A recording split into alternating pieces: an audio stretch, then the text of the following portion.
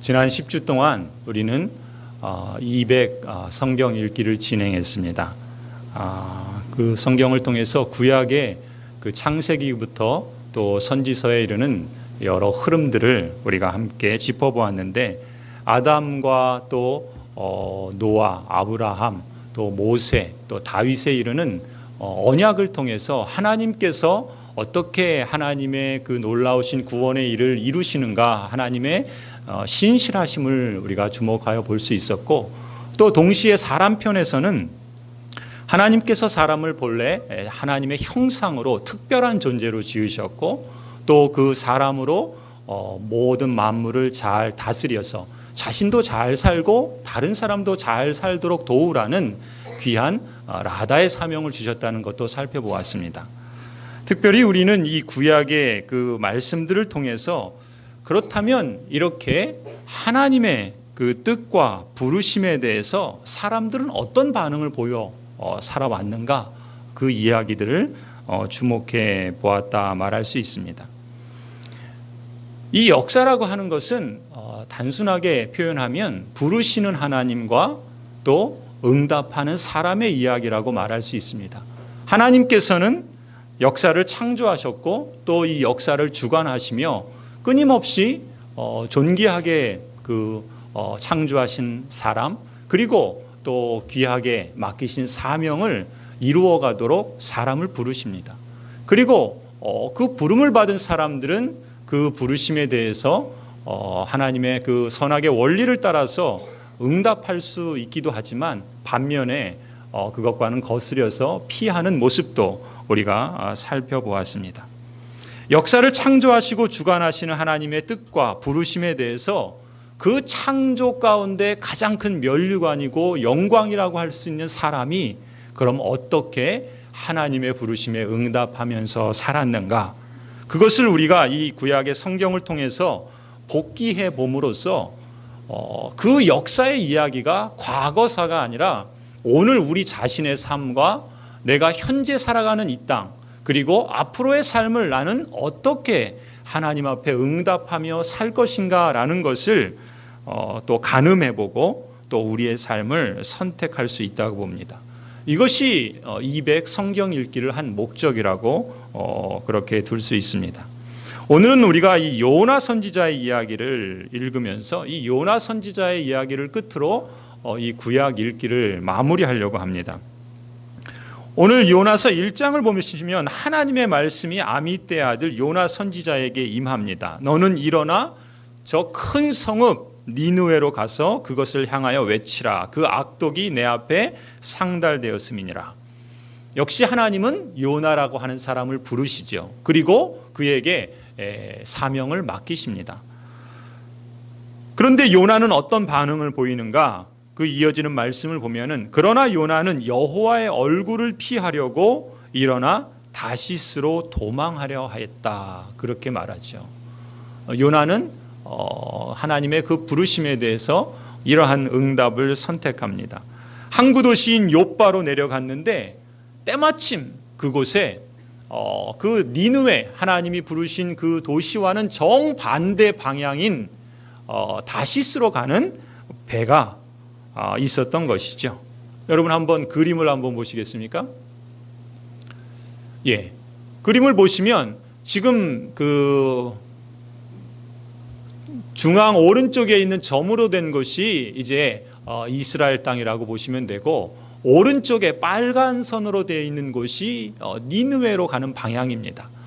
지금 말하자면 이란, 이라크가 있는 지역이죠. 하나님께서는 요나에게 오른쪽 동쪽으로 향해서 니느웨로 가라 이렇게 말씀하셨는데, 정작 이 요나는 어느 쪽으로 갔는가? 정반대 방향인 서쪽, 다시스는 지금 대략 스페인 어떤 도시로 그렇게 추정을 합니다. 그러니까 이 요나는 하나님의 부르심에 대해서 하나님이 요구하는 방향과는 정반대 방향으로 하나님을 피해서 도망했다라고 볼 수가 있는 것이죠. 이렇게 요나가 하나님의 얼굴을 피해서 도망가는데, 그러면 어떨까요?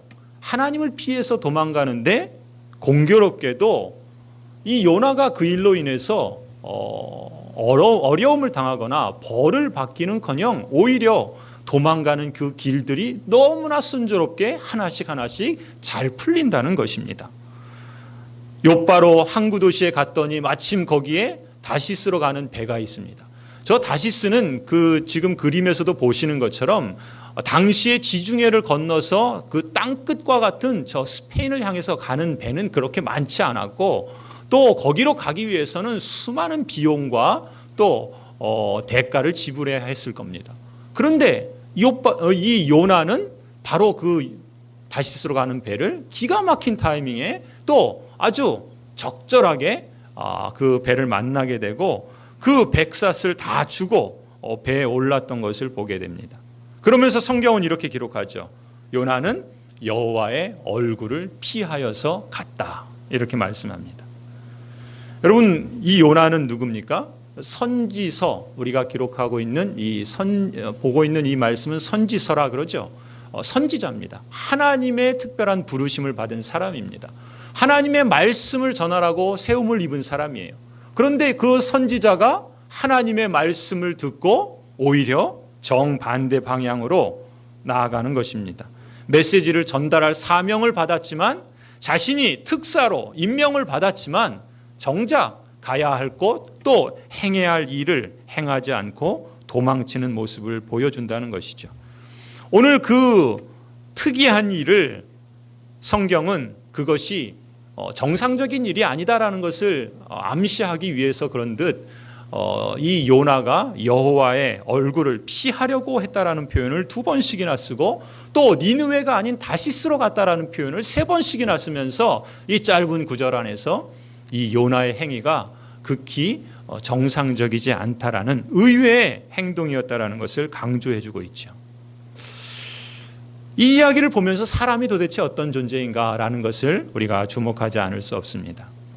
사람은 종종 하나님을 피하고자 하는, 어찌 보면 하나님에게서 달아나고 싶어하는 그러한 존재입니다.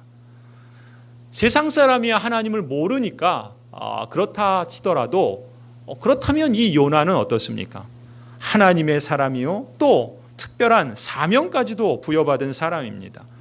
마찬가지죠. 우리 그리스도인들도 신앙인이라고 할지라도 하나님의 부르심을 받고, 또 하나님 나라의 시민이라는 그러한 정체성을 갖고, 또 라다의 사명에서 이 땅에서 하나님 나라를 그 복음을 증거하는 귀한 사명을 받았다라고 할지라도 때때로 우리는 여전히 하나님을 피해서 달아나고 싶고, 그것은 내 사명이 아니라고, 그것은 나의 부르심이 아니라고 어찌 보면 도망치고 숨어버리고 싶은 그런 존재라는 것을 오늘 성경은 우리에게 가감없이 드러내주는 것이죠. 사실 요나의 경우는 하나님의 그 요구가, 하나님의 그 맡기신 사명이 마음에 들지 않았습니다. 아마도 이 요나의 입장에서는 그가 부름받은 가야 할 그 니느웨는 그 조국을 압제하는 나라였습니다. 말하자면 우리식으로 표현하면 일제시대에 우리 민족이 그 압제를 당하고 있는데, 하나님께서 그 적국을 향해서 하나님의 메시지를 선포해서 그 나라 가운데 하나님의 회복의 은혜가 임하도록 역할을 하라는 것입니다. 그러니 그것을 누가 좋아하겠습니까? 아마 니느웨로 가지 않은 요나의 심정이 그랬던 것 같습니다. 아무튼 이 요나의 경우는 하나님의 그 부르심이 마음에 들지 않았던 것이죠. 하나님이 자신의 그 생각과 달랐던 것입니다. 혹 여러분은 어떠십니까? 여러분의 삶의 여정 속에서 어떤 일로 인해서, 사람으로 인해서든 또 교회로 인해서든 아니면 이 세상에 여러 가지 겪은 어떤 경험들로 인해서든 가까운 친지로 인해서든 왠지 하나님이 싫어지고, 또 하나님이 하라는 것, 하나님이 또 말하는 것, 그거에는 오히려 더 역반응을 보여서 도망치려 한 적이 없으십니까? 하나님을 피해 숨어버리고 하나님을 벗어나서 달아나고 싶은 그런 마음이 없으셨습니까? 그런데 오늘 우리가 다시 한번 이런 질문을 더 해봅니다. 그렇다면 과연 우리가 하나님을 피해서 달아나려고 할 때, 도망가려고 할 때 과연 하나님을 피할 수 있을까? 하나님을 멀리하고 숨어버린다고 과연 문제가 해결될 수 있을까? 시편 139편을 한번 보시겠습니다. 우리 뒤에 보시면은 시편 139편 7절 8절 말씀이 있습니다. 화면을 보시면요. 내가 주의 영을 떠나 어디로 가며 주의 앞에서 어디로 피하리이까. 내가 하늘에 올라갈지라도 거기 계시며 스올에 내 자리를 펼치라도 거기 계시나이다. 하나님은 어디나 계시다는 것입니다. 하늘로 올라가도 계시고 땅 밑으로 내려가도 거기에도 계시고, 사실 하나님의 부름을 받은 우리가 하나님을 피해서 숨을 수 있다라고 생각하는 것 자체가 어찌 보면 어리석은 생각이 있죠. 어쩌면 요나의 이름처럼, 아니 요나처럼 어리석은 생각일지 모르겠습니다. 요나라는 이름의 뜻이 비둘기라 그럽니다. 비둘기라고 하는 것은 평화의 상징으로도 쓰이지만 구약 성경을 보면은 이 비둘기는 어리석고 지각 없는 짐승을 상징하는 새가 비둘기라 그럽니다. 그래서 호세아서 7장을 보면요, 이런 말씀이 있습니다. 에브라임은 이스라엘을 두고 하는 말인데, 에브라임은 어리석은 비둘기같이 지혜가 없어서 애굽을 향하여 부르짖으며 아수르로 가는도다. 에브라임이 하나님을 향해서 가지 않고 하나님을 피해서 애굽을 향해 나아가는 것을 두고 마치 어리석은 비둘기와 같다, 이렇게 말하는 것이죠. 요나가 그런 것입니다. 하나님의 그 부르심과 하나님의 그 사명을 따라서 하나님이 가라는 쪽으로 가지 아니하고 오히려 그 반대 방향으로 나아가는 그 비둘기. 요나는 자신의 이름처럼 어리석은 그러한 선택을 행했던 것이죠. 그런데 더 아이러니한 것은 이 요나가 성경에 보니까 아미떼의 아들이라 이렇게 소개를 하고 있어요. 이 아미떼의 아들, 성경에서는 우리가, 여러분도 이름의 뜻이 있지 않습니까? 부모가 그 이름을 지어줄 때는 이름의 뜻이 있잖아요. 제 이름에도 부자 형자는 부할 부자, 형통할 형자. 그래서 아마도 부가 형통해지기를 바라는 그런 마음의 뜻에서 지으신 것이 아닌가. 근데 저는 이렇게 해석을 합니다. 저희 아버지는 그렇게 지으셨지만 저는 제 나름대로 그리스도 안에서 부요함이 형통한 사람이 되기를, 저는 그렇게 해석을 합니다. 마찬가지입니다. 지금 성경에서 어떤 성경의 인물의 이름을 소개할 때는, 특히 오늘 본문에서처럼 요나를 아미떼의 아들이라고 소개했을 때는 거기에 어떤 의미도 담겨 있다는 것이죠. 어떤 의미인가 하면은, 이 아미떼라는 뜻은 나의 신실함, 이런 뜻입니다. 나의 신실함. 그러니까 아미떼의 아들이라는 말은 나의 신실함의 아들이라는 것이에요. 나는 누구겠습니까? 하나님이겠죠. 하나님께서 이 요나를 두고 보실 때 아미떼의 아들이라고 했을 때는 하나님의 그 신실함의 아들이 요나라는 거예요. 그런데 정작 이 요나는 어떤 선택을 합니까? 하나님의 그 신실함을 따라서 그 부름받은 사명을 대로 니느웨로 가지 않죠. 오히려 그것을 거스려서 비둘기와 같이 어리석은 선택을 내리는 것을 보게 됩니다.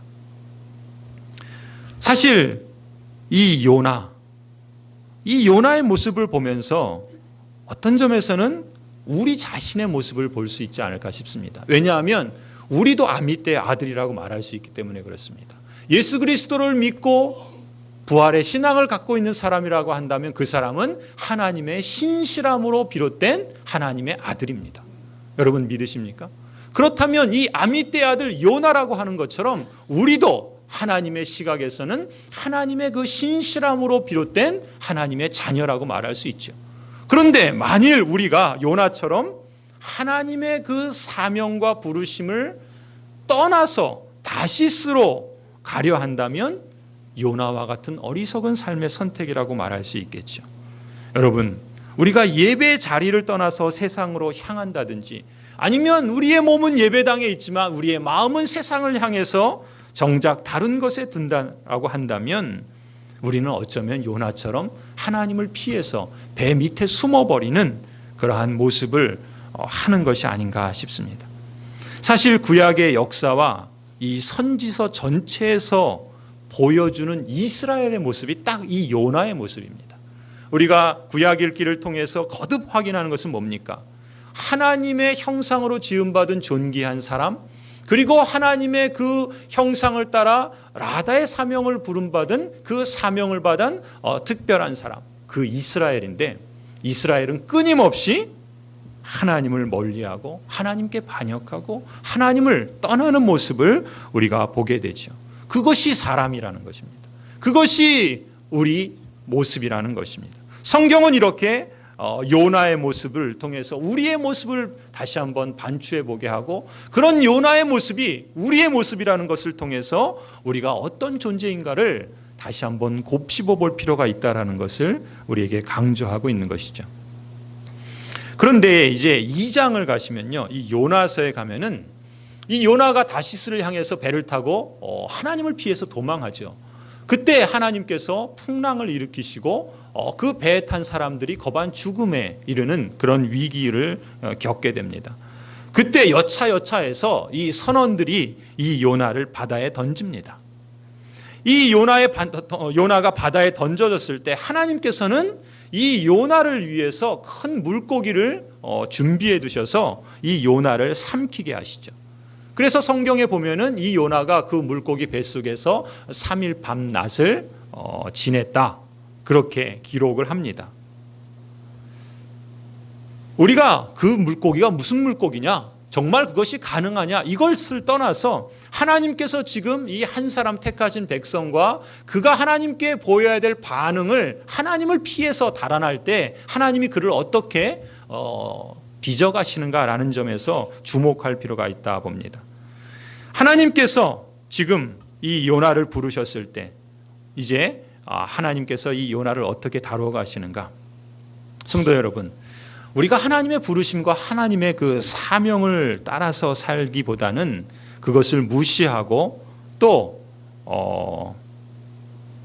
하나님을 외면할 때 때때로 하나님은 이 요나의 경우처럼 요나를 바닥에 밀어 넣으시는 것처럼, 아니 스스로 미끄러져 바닥에 떨어지는 것처럼 우리에게 그렇게 행하실 때도 있다라는 것입니다.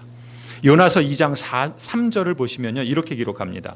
주께서 나를 깊음 속 바다 가운데 던지셨으므로 큰 물이 나를 둘렀고 주의 파도와 큰 물결이 다 내 위에 넘쳤나이다.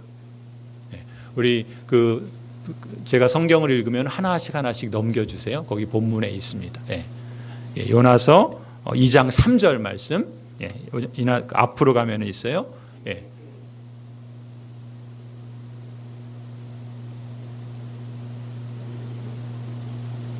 없습니까? 그럼 앞으로 쭉 넘어가 주세요. 요나서 2장 3절. 지금 요나가 고백하는 것이 이겁니다. 자신이 그 바닷속에 빠져서 그 물고기의 그 뱃속에서 깊음 가운데 빠진 것은 하나님께서 나를 그렇게 던지신 거다.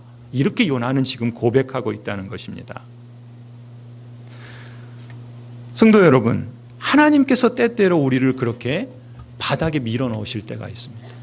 아니, 때로 우리 스스로가 바닥에 치고 들어갈 때가 있습니다. 그런데 놀라운 것은요, 그것이 끝이 아니라는 겁니다. 이 요나의 이야기를 통해서 우리에게 말씀하시는 것은 그 바닥에 떨어지는 그 경험이 놀랍도록 우리를 하나님을 다시금 찾게 하고 만나게 하는 계기가 될 수 있다는 것입니다.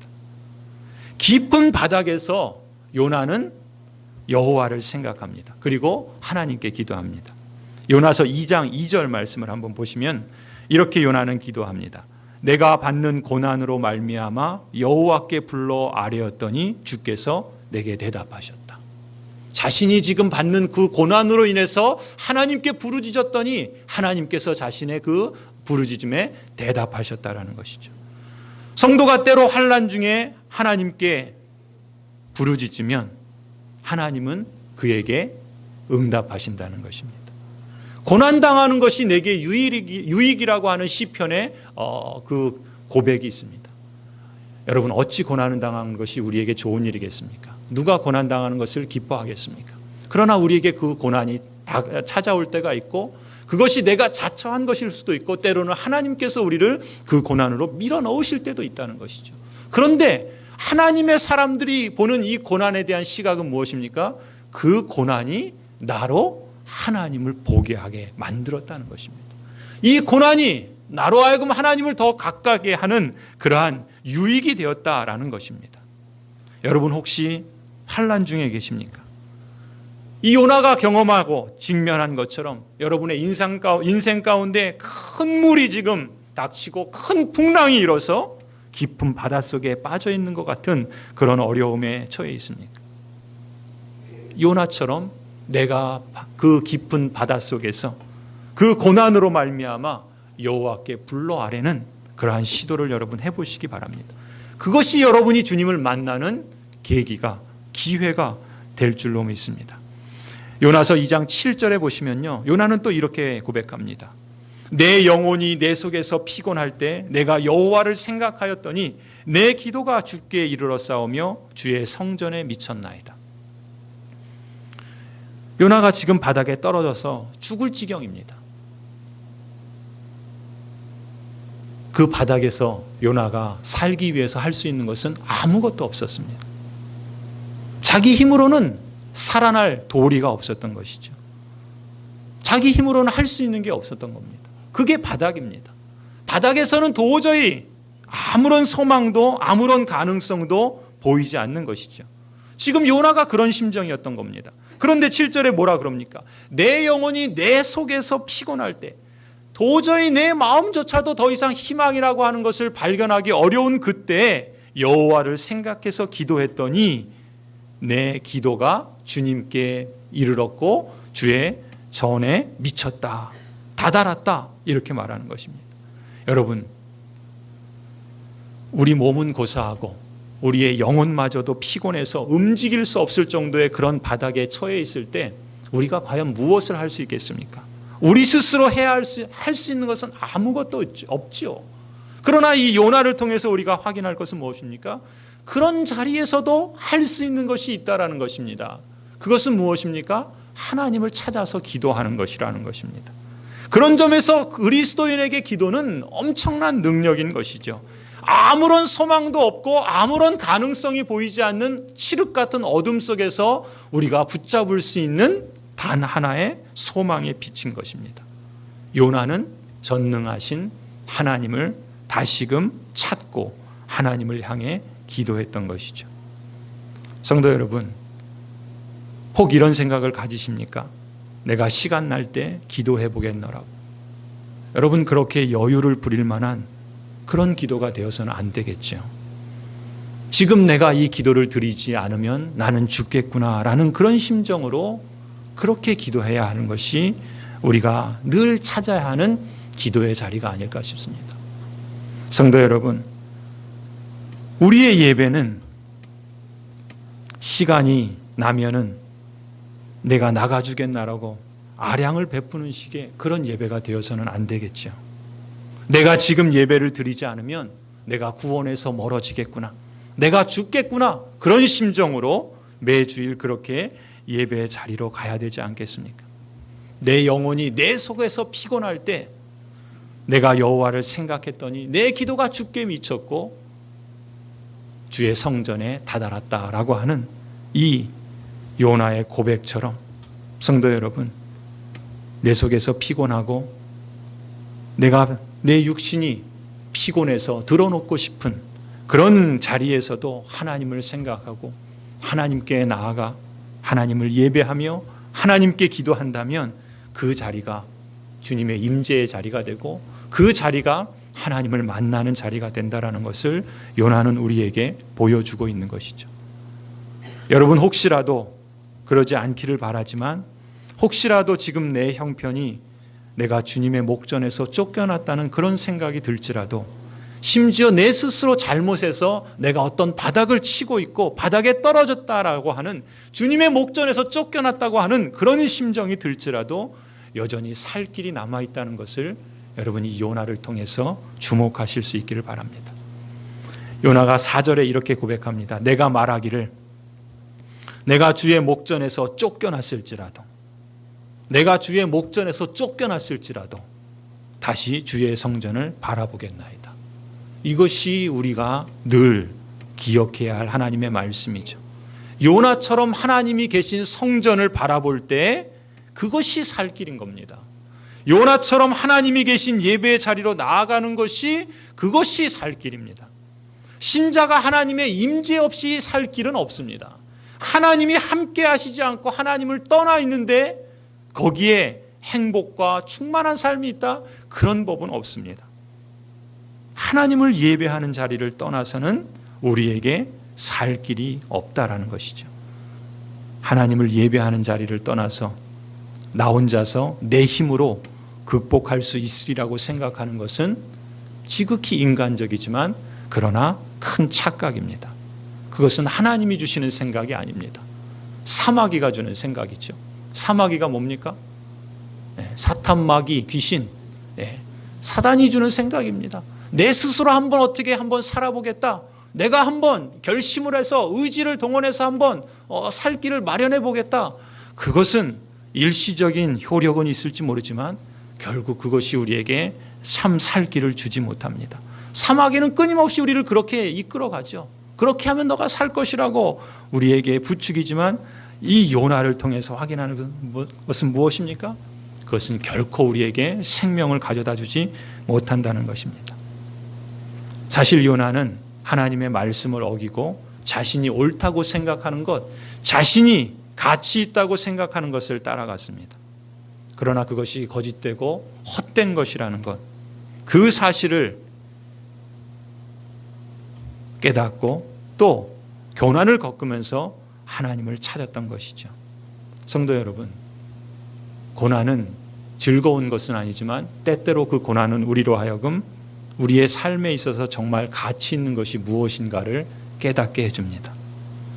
육신의 질병을 통해서 또 사업의 실패를 통해서 또 심지어 믿었던 사람에게 상처를 받는 일을 통해서 하나님이 계신 성전을 향해 나가는 것도 여러분 내가 하고 싶다고 하는 게 아닙니다. 그것도 하나님이 건강을 주셔야지 할 수 있고 그것도 하나님이 은혜 주셔야지 가능한 것입니다. 내가 여유가 날 때, 내가 가능할 때, 그럴 때 한번 해봐야지 라고 하는 것은 어쩌면 늦는지도 모르는 것이죠. 내게 주신 은사로 하나님을 섬기고 교회를 섬기고 이웃을 섬기는 것도 내가 가능하다 싶을 때 하는 게 아닙니다. 오히려 할 수 있을 때, 기회 주실 때 섬기는 사람이 복된 사람인 것이죠. 하나님이 가까이 하는 것, 하나님 가까이 하는 것, 하나님 말씀을 읽고 묵상하는 것, 그것은 우리가 그리스도인이기 때문에 어찌 할 수 없어서 하는 것이 아니라 내가 살아가기 위해서는, 내가 먹지 않으면 죽는 것처럼 내가 정말 제대로 살기 위해서는 그것이 내 생명의 떡이라는 것을 깨닫고 나서 비로소 하는 것이죠. 언제나 내가 할 수 있을 것처럼 대수롭게 여기지 않았던 것들이 고난을 겪으면서 그것이 아니구나, 그것이 얼마나 소중한 것인가를 비로소 알게 된다는 것입니다. 여러분, 사람은 바닥에 있을 때 비로소 무엇이 가치 있고 무엇이 중요한지를 깨닫게 되는 것이죠. 깊은 바닷속 밑바닥에 빠지는 것이 결코 즐거운 경험은 아니지만 그래도 그때라도 하나님의 길을 볼 수 있는 마음의 자세를 갖는다면 그 바닥조차도 우리에게는 의미가 있다는 것입니다. 그러니 혹 평안하다 할 때 여러분 마음을 딴 데 두지 마시고 하나님을 가까이 하시기 바랍니다. 평안하다 할 때 하나님을 더 가까이 다가갈 때 그때 하나님께서 갑절의 은혜를 주실 줄 믿습니다. 여러분 지금 혹시 평안하십니까? 그렇다면 그 평안을 주신 분이 하나님이신 줄을 믿고 가까이 하실 수 있기를 바랍니다. 여러분 혹시 지금 괴로우십니까? 그때 다른 데서 구원을 찾지 마시고 소망을 하나님께 두시기 바랍니다. 너무 괴로워서 낙심이 되십니까? 그래도 포기하지 마십시오. 죽을지언정 끝까지 주님을 생각하고 주님의 성전을 바라보시기 바랍니다. 아무리 우리가 죽음의 자리에 있는다 할지라도 하나님은 그 죽음에서 건져내시는 분이신 것을 이 요나를 통해서 우리에게 보여주시는 것입니다. 하나님은 반드시 그 자리에서 생명의 주인으로 찾아와 주십니다. 이것이 모든 선지자들이 공통적으로 외친 선언입니다.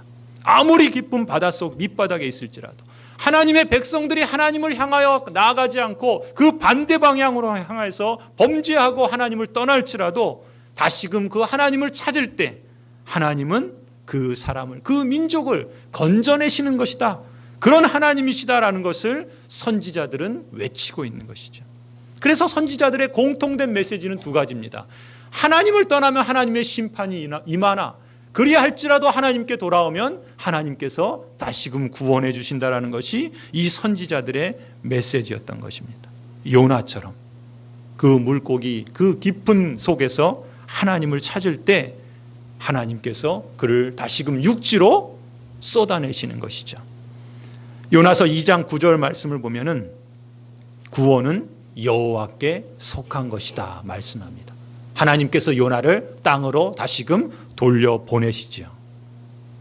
끝으로 한 가지만 살펴봅니다. 여러분, 만일 하나님께서 바닥의 자리에서 또 깊은 그 낙심의 자리에서 여러분이 하나님을 향해서 부르짖고 하나님을 찾을 때 하나님께서 구원해 주시거든, 그래서 그 깊은 바닷속에서 올라오게 하시는 그 역사를 경험하시거든, 거기에는 반드시 하나님의 두 번째 부르심이 있다는 것을 여러분 기억하시기 바랍니다. 요나서 3장 1절 말씀이 그것입니다.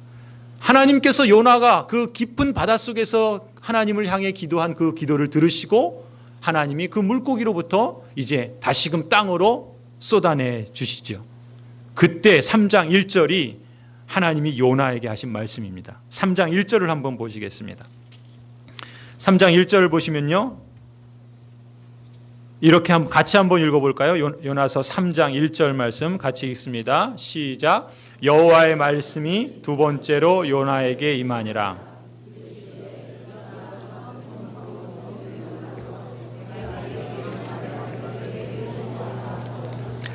예, 여호와의 말씀이 요나에게 임했다라고 말씀합니다. 이 1절에서 가장 중요한 표현이 무엇일까요?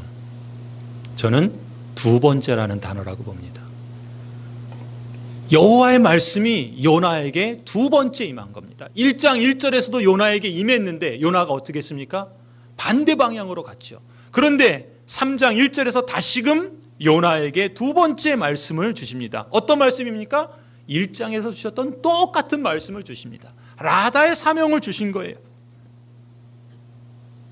여러분, 성경을 조금 아시는 분이라면 우리가 아는 성경의 소위 말하는 위대한 인물들은 대부분 다 하나님이 주시는 두 번째 기회를 맞이한 사람들입니다.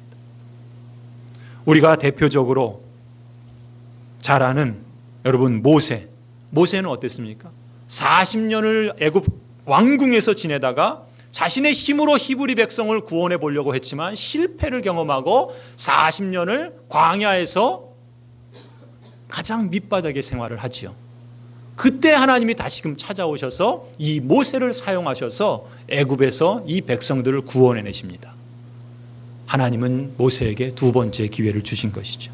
엘리야도 마찬가지입니다. 우리가 읽었던 그 성경을 보면 아합과 이세벨과 갈멜산 전투에서 멋진 승리를 합니다. 850이 되는 거짓 선지자들과 엘리야 혼자서 싸움을 해서 하나님이 불로 임하셔서 승리를 거둡니다. 그런데 그런 승리를 경험한 후에 오히려 이세벨이 기세등등해서 엘리야를 죽이려고 하죠. 그때 엘리야가 어떻게 합니까? 이제 모든 걸 포기하고 바닥으로 떨어집니다.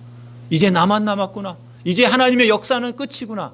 그때 하나님이 다시금 엘리야를 부르십니다. 엘리야에게 두 번째 기회를 주시죠. 여러분, 다윗도 마찬가지입니다. 다윗도 그가 하나님을 의존했을 때 하나님께서 그를 높이셨지만 그가 평안을 누릴 때, 그가 강성한 나라를 이루었을 때 그의 눈이 하나님을 향하지 않고 다른 여인에게 향합니다. 그 우리아 안에 밧세바를 범하죠. 그래서 다윗은 그때로부터 나락으로 그의 가문과 그의 역사는 땅을 치닫게 되어집니다. 그런데 그런 다윗에게도 하나님께서 다시금 기회를 주십니다. 그를 통하여 하나님의 나라를 이루어 가시도록 하나님께서 다윗에게 기회를 주셔서, 그래서 비로소 다윗을 두고 하나님 마음에 합한 사람이라고 말할 수 있는 것이죠. 신약에 가면, 우리가 이제 구약 읽기 해서 신약으로 가겠지만 베드로도 마찬가지 아닙니까? 베드로도 역시 마찬가지입니다. 3번이나 부인하고 예수 그리스도를 저주까지 했던 사람입니다. 그러나 예수님께서 베드로에게 찾아오셔서 그를 다시금 기회를 주시죠. 요나도 마찬가지입니다. 대부분의 사람들은 하나님께 실패했던 역사를 경험을 갖고 있는 사람들입니다. 혹 여러분들이 여러분의 인생 여정 속에서 실패 경험이 있다면 그것이 끝이 아니라는 것입니다. 오히려 하나님께서 그 실패의 자리에서 우리로 하여금 하나님을 찾도록 섭리하시는 것을 볼 수 있기를 바랍니다. 그래서 하나님을 향하여 부르짖을 때, 이 요나처럼 그 밑바닥에서 하나님을 찾을 때 하나님께서 그 음성을 들으시고 그에게 역사하시는 겁니다. 그리고 중요한 것은 무엇입니까? 그에게 두 번째 말씀을 주신다는 것입니다. 성도 여러분, 왜 하나님이 그토록 포기하지 않고 두 번째 기회를 주시는 걸까요?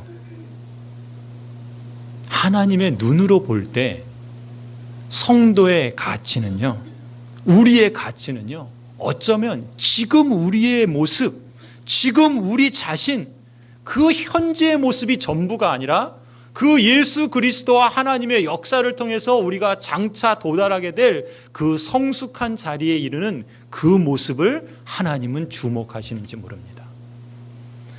하나님은 영원부터 영원까지 모든 것을 보십니다. 우리의 일생을 다 아시는 분이십니다. 우리는 지금 우리 자신을 볼 때 실패하고 넘어지고 깨어지는 그러한 삶을 살아가지만 그 실패의 자리에서 다시금 하나님을 향해서 하나님을 찾고 부르짖는다면 하나님은 그런 우리를 통해서도 다시금 두 번째 기회를 주시고, 그래서 장차 도달하게 될 그 자리에 먼저 하나님은 그 모습을 보시고 우리에게 이렇게 기회를 주신다는 것입니다.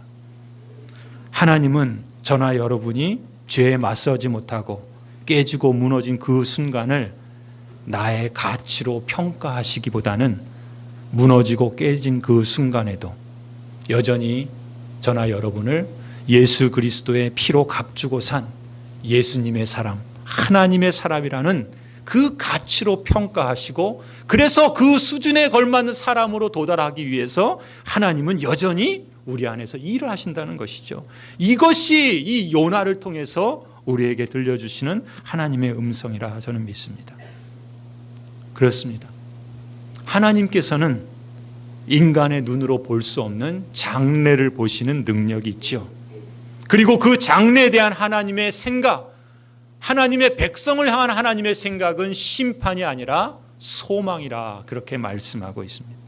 우리 안에 하나님의 생명을 회복하시고 그 생명을 더 확대해 나가는 것을 보시는 것입니다. 우리가 인생을 살다 한 번 실패한다 할지라도 성경 속 요나처럼 하나님은 늘 우리와 함께 하신다는 것이죠. 중요한 것은 무엇입니까? 그 하나님의 함께 하심의 은혜는 하나님 앞에 나아가서 회개하고 하나님을 찾는 사람에게 임한다는 것입니다. 하나님 앞에 용서를 구하고 하나님을 찾고 하나님을 향하여 부르짖는 사람이 그 역사를 체험한다는 것입니다. 그래서 하나님은 그 사람에게 두 번째 사명의 말씀을 주시는 것이죠. 성도 여러분, 불순종하고 넘어졌다가 혹 고난을 겪었을지라도 하나님께서 여러분을 다시 일으켜 세워주시거든 요나처럼 여러분에게 주시는 두 번째 사명의 말씀이 있다는 것을 기대하시고 기억하시기 바랍니다.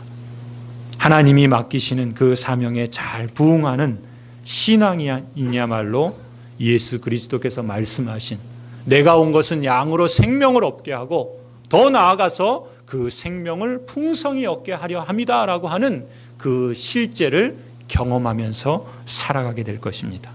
여러분 모두가 이 생명 있는 삶, 그 풍성한 삶, 그리고 하나님께서 우리를 보는 것처럼 그 장성한 분량에 이를 그 자리를 우리도 바라보면서 믿음의 길을 걸어가시는 복된 그리스도인 되기를 주님의 이름으로 간절히 축원합니다.